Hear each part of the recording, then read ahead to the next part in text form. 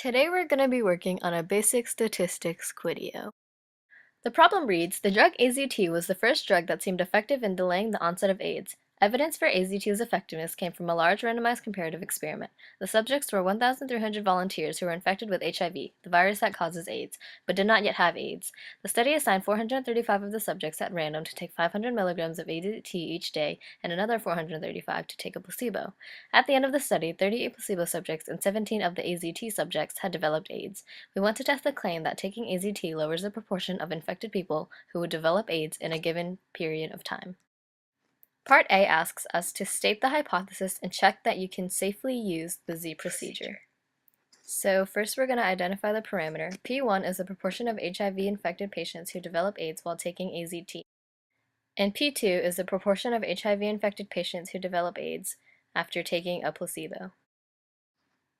The null hypothesis is that P1 is equal to P2, and the alternate hypothesis is that P1 is less than P2.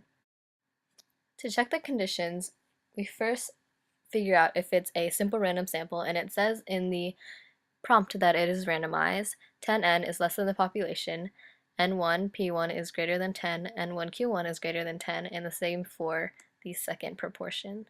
Part B asks us, how significant is the evidence that AZT is effective?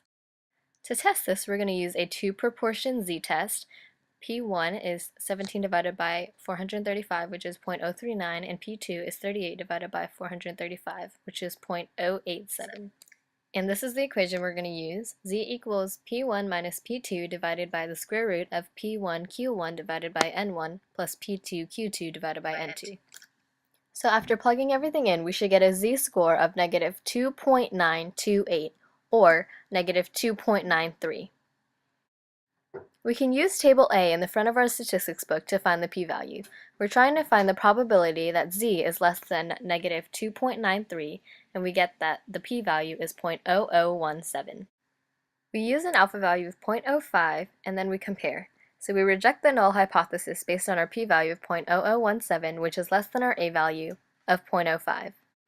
In context, this means that there is significant evidence that the drug AZT lowers the proportion of people infected with HIV who will develop AIDS. Part C asks us to explain what a double-blind experiment is. So basically, double-blind means that neither the subjects nor the researchers know whether they were getting or giving the drug AZT or the placebo.